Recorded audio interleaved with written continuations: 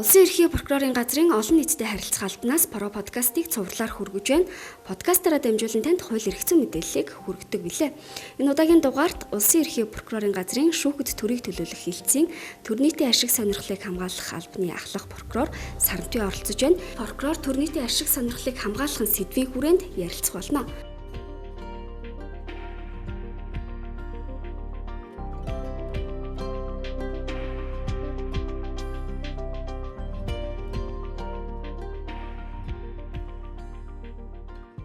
За танд энэ өдрийн мэндийг хүргэе. За баярлалаа. Энэ өдрийн мэнд хүргэе.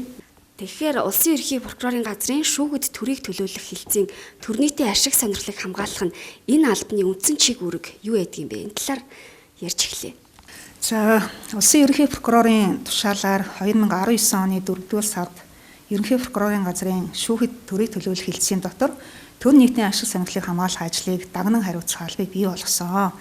Энэ алба маань хуулиар прокурорт олгосон эрх үүргийн хүрээнд төр нийтийн ашиг сонирхлыг хамгаалах чиг үүргийг хэрэгжүүлэх, хуулийн хэрэгжилтийг хангуулах ажлыг зохион байгуулах, прокуроруудыг мэрэгжил арга зүйн удирдлагаар хангах чиг үүрэгтэйгээр ажиллаж байна. Тодруулах юм бол төрийн байгууллагаас ирүүлсэн иргэний хэрэг хянах шийдвэрлэх ажиллагаанд прокурорыг оролцуулах тухай хүсэлтийг судалж, шүүхэд нэхэмжлэл гаргах, за эсвэл төрийн байгууллага нэхэмжил гаргахад хууль зүйн тусалцаа үзүүлж хэрэг хянах шийдвэрлэх ажиллагаанд оролцох, шалгалт судалгаа хийх, энэ чиглэлээр харьяа прокурорын газруудаас хийж байгаа ажил түүний үр дүнд өндөрлөлт өгч холбогд харамжийг авч хэрэгжүүлэх, прокуроруудыг мэрэгжил арга зүйгээр удирдах үүднээс зөвлөмж, мэдээлэл, арга аргачлалаар хангах сургалт зохион байгуулах зэрэг ажлуудыг хийж байна.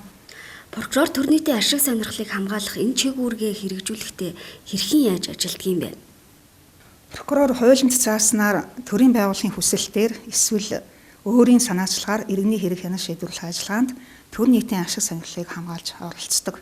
Прокурорын байгууллага төр нийтийн ашиг сонирхлыг хамгаалах чиглэлээр ажиллах хэрэгцээ шаардлага юунд байна вэ гэхээр өмнө нь прокурор зөвлжил гэмтэргийн улмаас учирсан хохирлыг нөхөн төлөвлөхөд түлхүү анхаарч төр нийтийн ашиг сонирхолд учирсан хохирлыг иргэний журмаар шийдвэрлэдэг байсан.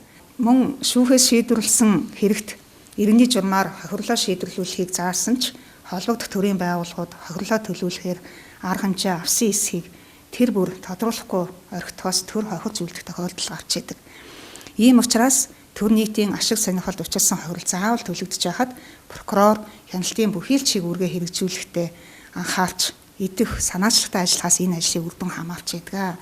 Гэхдээ дан ганц прокурорын байгууллагын санаачлаг үйл ажиллагаанаас бус төрийн байгууллагуудаас мөн хуульд заасан үүрэг хариуцлагынхаа хүрээнд идэх санаачлаг гаргахаас бас шалтгаалдаг учраас хамтран ажилласнаар тодорхой үр дүнд хүрдэгэ.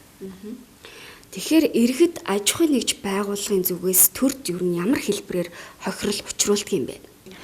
Тухайлбал төрийн хянах шалгалтыг хэрэгжүүлдэг байгууллагуудаас хийсэн хянах шалгалтаар тогтоогдсон төлбөр төлөгдөхгүй байх. За төрийн албан хаагчийг үндэслэлгүйгээр ажиллаж салсныг шүүхийн шийдвэрээр тогтоогоод ажилгүй байсан хугацааны цалин төрөөс олгосон тохиолдолд буруутай албан тушаалтнаас нөхөн төлөвлөх ажил бүрэн хийгдэхгүй байх. За янз бүрийн төсөл хөтөлбөрийн хүрээнд зээл олголтыг эргүүлж төлөөгүй байх зэргээс төр нийтэд учирсан хохирол төлөгдөхгүй үлдэж эцэстээ төр үүний цаана нийтийн ашиг сонирхолд зөрчигдөхөд хүрчээдэг. Ийм учраас прокурорын байгууллага төрийн байгууллагуудтай мэдээлэл солилцож зөрчил гэж үзэх юм бол зөрчлийг шалгуулах, гэмт хэргийн шинжтэй гэж үзэх юм бол эрүүгийн журмаар шалгуулахаар шилжүүлэх, тухайн төрийн байгууллагад хандах, эсвэл хүсэлт гаргуулж прокурор өөрөө нэхэмжил гаргаж шүүхэд иргэний хэрэг хянах шийдвэрлэх ажиллагаанд оролцох зэргээр төрийн байгууллагуудтай хамтран ажиллаж байна. Та тэгэхээр төр нийтийн ашиг сонирхлыг хохироож байгаа нэг тодорхой жишээ дурдвал жишээ нь үндэслэлгүйгээр төрийн албан хаагчийг халсныг шүүх ажилд нь эргүүлэн тогтоогоод ажилгүй байсан хугацааны цалин олгохоо шийдвэрлэдэг. Гэвтэл төрөөс гаргасан энэ мөнгийг тэр үндэслэлгүй шийдвэр гаргасан албан тушаалтнаар нөхөн төлөвлөж авах ёстой. Ингэж төлөвлөх заалт төрийн албаны тухай хуулинд, захиргааны ерөнхий хуулинд гэх зэрэг энэ хуулиудад аль алинд заагдсан байдаг. Хуулийн заасан энэ үүргээ хэрэгжүүлээгүй эсвэл дутуу хэрэгжүүлсэн тохиолдолд төрд хохирол учрал үлдэнэ. За мөн зээлийн асуудал байна. Жишээ нь жижиг дунд үйлдвэрийн газар, за хөдөлмөр эрхлэлтийг дэмжих сан, за орон нутгад сум хөгжүүлэх санч гэдэг юм уу. За эдгээр газруудаас иргэд хувийн хэмжлэгийн газрууд зээл аваад хугацаантаа эргэж төлдөг.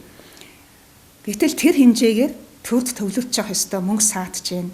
бусдад зээл олох боломж нь хязгаарлагдаж байна. Эцэстээ төр нийтийн ашиг сонирхол тохируулж байгаамаа. За манай албаны хувьд авч үзэхэд Монгол Улсын хөгжлийн банкнаас нэр бүхий компаниуд их хэмжээний зээл авч хугацаанд төлөөгүй учраас төлбөрийг гаргуулах ажиллагаанд прокурорыг оролцуулах хүсэлт гаргасан.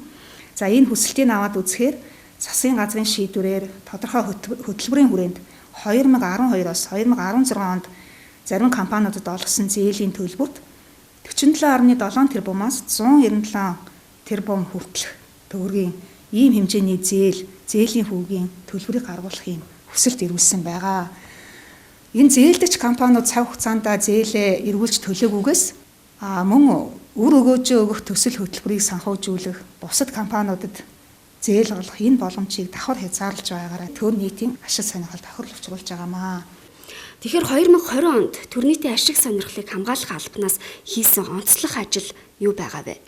За 2020 онд хийсэн ажилдаа дүгнэлт хийгээд үзэх юм бол прокурорын байгууллага, төрийн байгууллагатай хамтран ажиллах энэ хамтын ажиллагаа бол нэлээд сайжирсан. За мөн прокурор өөрийн санаачлагаар холбогдох арга хэмжээ авсны дүнд төрд төвлөрүүлэхээр шийдвэрлүүлсэн мөнгөн дүн нэмэгдсэн байгаа.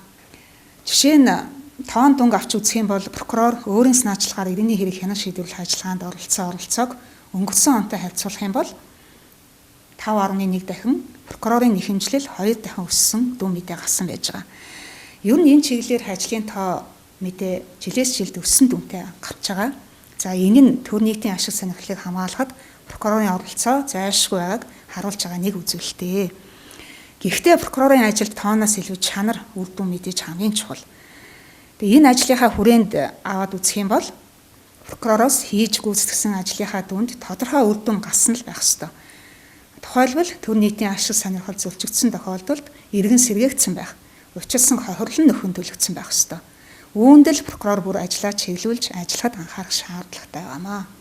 Тэгэхээр эрүүгийн хэрэгт прокурор нэхэмжлэл гаргадаг. Энэ нь эргээд төр нийтийг хохиролгүй болгохны хэлбэр байх. Тэгэхээр энэ талаарх ойлголтыг та бас манай сонсогчдод өгвөл. Прокурор зөрчил болон эрүүгийн хэргийг эцэслэн шийдвэрлэхдээ учирсан хохирлыг төлөвлөх, за эсвэл хохирогч иргэний нэхэмжлэгчээр тогтоогдсон хүн хуулийн этгээд иргэний журмаар хохирлоо нэхэмжлэх хэрэгтэй талаар тогтоох шийдвэртэ тусгаж идэг. Гэхдээ зөвхөн шийдвэртэ дурдаад орхих юм биш, харин төр нийтэд хохирол учруулсан тохиолдолд төрийн байгууллагад нь хандаад нэхэмжил гаргуулах, эсвэл төрийн байгууллагаас хүсэлтийг аваад прокурор өөрөө нэхэмжил гаргаж оролцох зэргээр хохирол төлбөрийг гаргуулахад л анхаарлаа хандуулан ажиллаж байгаа. За 20 оныг аваад үзэх юм бол нийтдээ 81 хэргийн төрд учруулсан хохирлыг гаргуулахаар шүүхэд хандаад 377.2 тэрбум төгрөгийн хохирлыг төлөвлөхөөр шийдвэрлүүлсэн байгаа.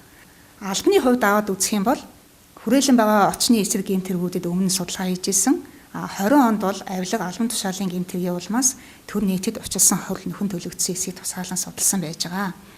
За энэ судалгааны дүнгээс үзэхэд прокурор хэдийгээр эрүүгийн хэргийг хууль заасан үндслээр шийдвэрлэж байгаа боловч за гэмтэргийн улмаас учруулсан хохирлоос гадна ажил гүйцэтгэх, бараа нийлүүлэх зэрэг гэрээ байгуулсан компанид тухайн ажлыг гүйцэтгээгүй байхад нь эсвэл гэрээний дагуу хийж гүйцэтгэх ажлаа дутуу, чанаргүй гүйцэтгсэн байхад нь төсөө санхүүжилт олгоцсон байх. За эсвэл тэндэд зарлалгүйгээр бас шаардлага хангаагүй бараа бүтээгдэхүүн худалдан авах зэргээр төр нийтийн ашиг сонирхолд хохирол учруулсан ийм тохиолдлууд бас гарсан. Ийм учраас эдгээр хэрэгүүдэд за төр нийтэд учруулсан хохирлыг төлөвлөх тодорхой арга хэмжээ авах нь зүйтэй гэж үзсэн байгаа. Тэгэхээр ер нь төр нийтийн ашиг сонирхлыг хамгаалах чиглэлээр ажиллахад анхаарах асуудлууд юу байдаг вэ?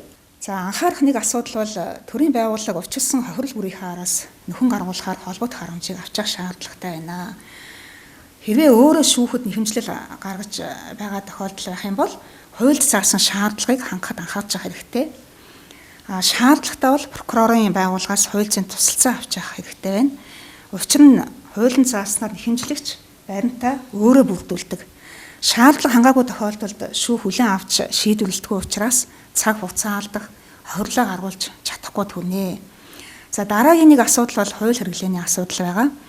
Захиргааны хэрэг шүүхэд хянан шийдвэрлэх тухай хуулинд прокурор уг ажиллагаанд оролцох талаар тодорхой зохицуулт байхгүйгээс прокурор төр нийтийн ашиг сонирхлыг бүрэн хамгаалж чадахгүй байгаа. Гэвтэл захиргааны байгууллагын хууль бус үйл ажиллагааны улмаас төр нийтийн ашиг сонирхол тохирол училсан тохиолдолд нөхөн төлөвлөх хэрэгцээ шаардлага гасаар л байгаа.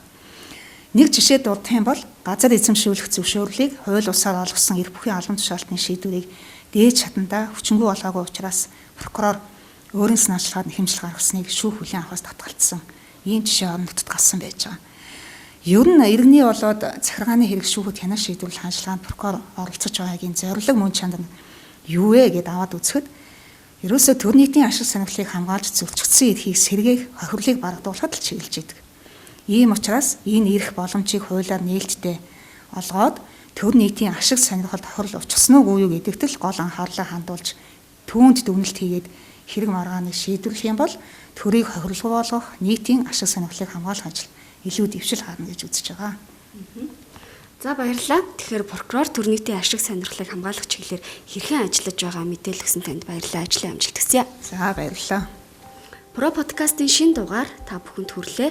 Про подкастыг 7 хоног бүрийн баасан гарагт хүлээн авч сонсоорой.